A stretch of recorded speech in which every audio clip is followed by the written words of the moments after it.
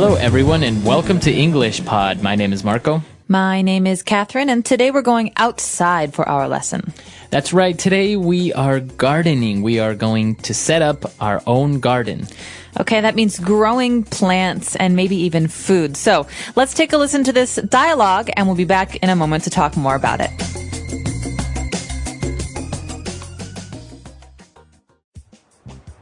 I've decided to grow my own garden. What? You don't know the first thing about gardening. On the contrary, I've been reading a lot of books about the subject. Oh yeah? Tell me then, smarty pants. How will you go about setting up your garden?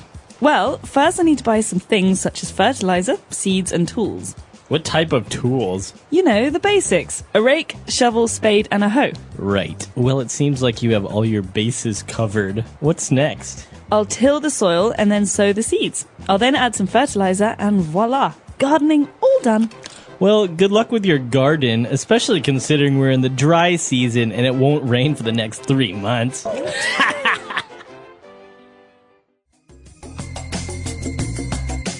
right, we're back. So a lot of vocab related to gardening. We mentioned a lot of tools, and we're going to explain a lot of those now on Language Takeaway. Language takeaway. Okay, so gardening has some very special tools, like you said, Marco. The first one is one that I am not, well, it's actually not a tool. It's a part of gardening, something that we use to help the plants grow, and I really don't like it because it smells bad. Exactly. It smells kind of bad, and it has a very strong smell, and that is called fertilizer. Fertilizer. So basically, fertilizer is something that you use in a garden to help the plants grow better. Right. I think it has a lot of vitamins and minerals that the plant needs to grow better, faster, stronger. Exactly. Fertilizer. Okay, good. And well, now we're going to mention 4 tools that we use in gardening, basic tools. The first one being a rake. A rake. Rake. So a rake is actually something that's very common in most houses, especially houses with a yard or a garden. It's not just a gardening tool, but it is something that has a long handle, and we use it to clear the ground of rocks or leaves.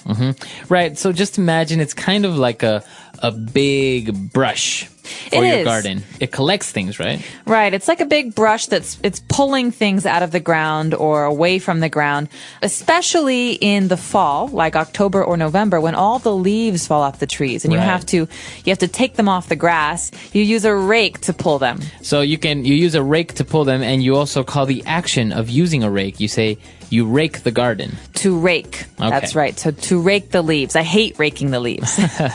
All right. And now the other tool that we have is very common, not only in gardening, but for construction work, for many things. You have a shovel. Shovel. So a shovel is basically a big metal spoon.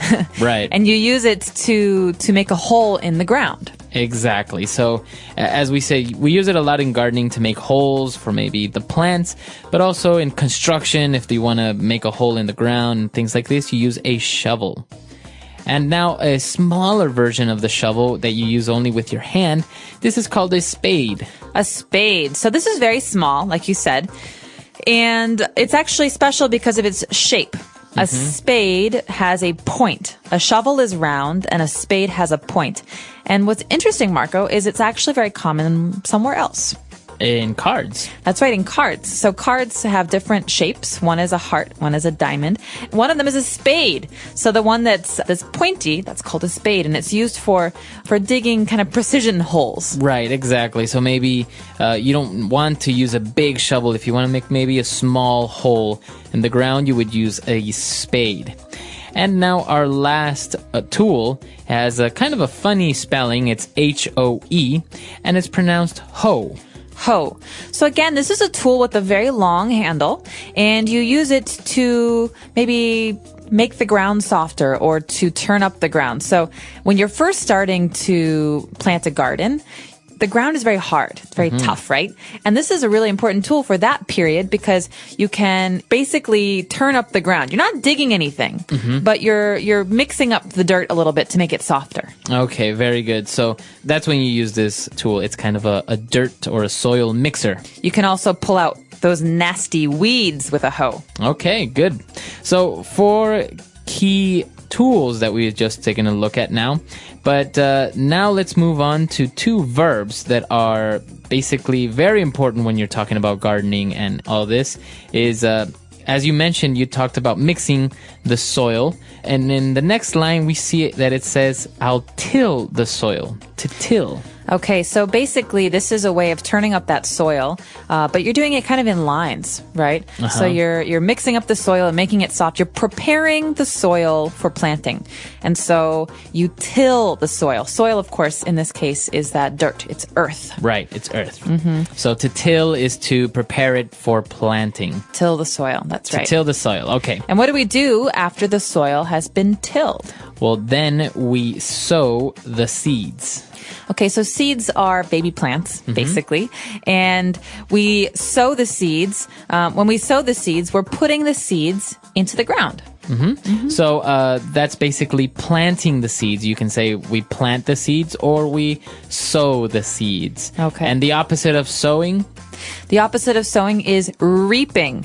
R-E-A-P, to reap. So we actually have a phrase in English. This is very, very famous, very common. We say, you reap what you sow. You reap what you sow. That's right. So you basically collect what you planted, and that's kind of what you do in life. So we say, if you haven't planted anything good, you're not going to reap anything good. Exactly. It's a very popular phrase. All right. So we've covered a lot of vocab here. Why don't we go back, listen to the dialogue again, and we'll be back with Fluency Builder. I've decided to grow my own garden. What? You don't know the first thing about gardening. On the contrary, I've been reading a lot of books about the subject. Oh yeah? Tell me then, smarty pants. How will you go about setting up your garden? Well, first I need to buy some things such as fertilizer, seeds, and tools. What type of tools? You know, the basics. A rake, shovel, spade, and a hoe. Right. Well, it seems like you have all your bases covered. What's next? I'll till the soil and then sow the seeds. I'll then add some fertilizer and voila, gardening all done.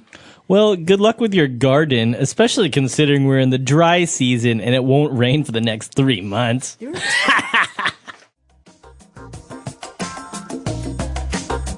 All right, we're back, and we have 4 phrases for you on Fluency Builder, and we're going to take a look at those now. Fluency Builder.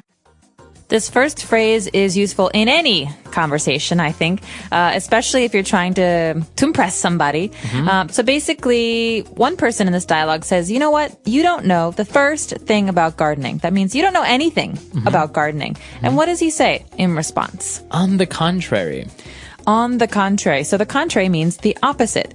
So basically, this means the opposite is true. Right. You're basically saying, I disagree. What you are saying is false. It's actually the opposite. So maybe, I have a feeling, Marco, that it's going to rain tomorrow. Actually, on the contrary, I saw in the news that it's going to be very sunny tomorrow. Oh, well, that's good news. So that's a way of maybe politely disagreeing with someone or saying to someone that, well, you're wrong. It's actually the opposite of what you're Right. saying. Okay.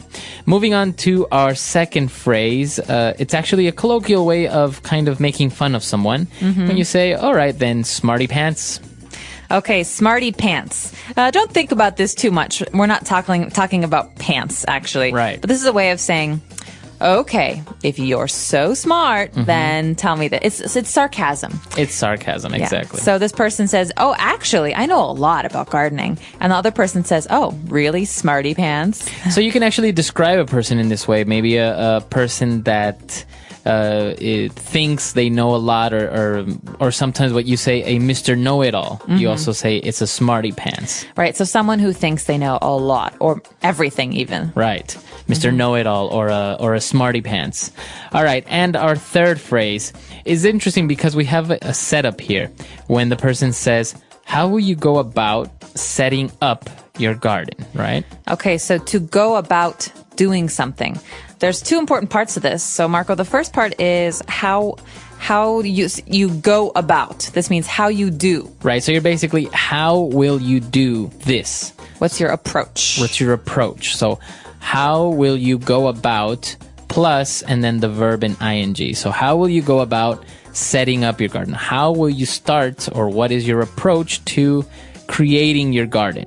So maybe, Marco, you want to write a book, and I can ask you, well, how will you go about starting your book? Right. Or if I'm writing a book, you can say, how will you go about investigating for your book? Mm-hmm. So what is the approach you're going to take? How will you do it? How do you plan on doing something? Exactly. And our final phrase here is very commonly used for all sorts of situations. Basically, if a person is prepared, you say, well, you have all your bases covered. Okay, this is a great phrase. It comes right from sports. Mm-hmm. Very common in English to have sports phrases. This comes from the sport baseball. Right. So in baseball, the field is a diamond. There are 4 corners or 4 bases. Mm-hmm. And the runners have to go from one base to the other. 1, 2, 3, 4, and then they get a point. Mm-hmm. But in this case, we're saying the other team, they have their bases covered. That means they're protecting their bases. And in speech, we say, if you have your bases covered, like you said, Marco, you're very well prepared. Right. Mm-hmm. So you're ready, you're prepared, you have really planned out and thought of what you're going to do, so you have all your bases covered. So, Marco, for example, you just told me that it's going to be sunny tomorrow, but I think it still might rain. So, to have all my bases covered, I'm going to bring an umbrella anyway. Just in case. Just in case. Or maybe you have a presentation at work and you've prepared your PowerPoint presentation, you have your drawings, your copies, you have everything ready. You have all your bases covered for that meeting. That's right. Okay, so why don't we go back and listen to our dialogue for the last time, and we'll be back to talk a little bit more.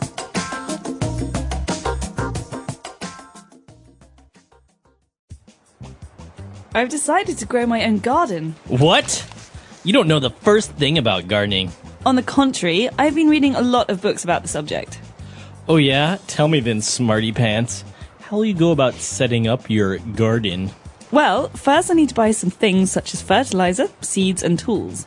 What type of tools? You know, the basics. A rake, shovel, spade, and a hoe. Right. Well, it seems like you have all your bases covered. What's next? I'll till the soil and then sow the seeds. I'll then add some fertilizer and voila! Gardening all done. Well, good luck with your garden, especially considering we're in the dry season and it won't rain for the next 3 months.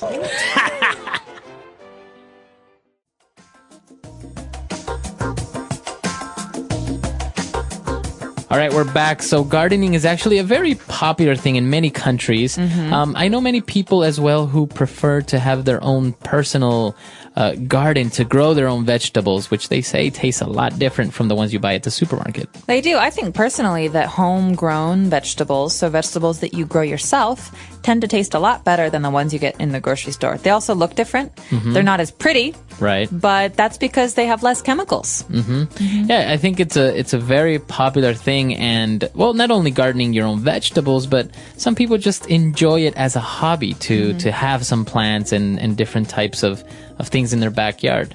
Yeah, many people say it's very relaxing. You get to go outside, you're in the sunshine. It's a very calming activity. Yeah, it seems like it's very relaxing. A little bit boring at times. It's basically you're waiting for your plants to grow. But I imagine that once they do, you've accomplished it, it must feel great to see that you've actually brought life. I'm sure, like 20 minutes every day, it's not so bad. Yeah. It's actually a very interesting hobby, and we want to know if in your country or in your town, do you have enough space for a garden? Do you like gardening, or maybe growing your own food? I think that's a very interesting topic. Yeah, let us know what you think. Do you do this? Do you have friends who garden? Our website is englishpod.com. We hope to see you there. All right. Bye. Bye.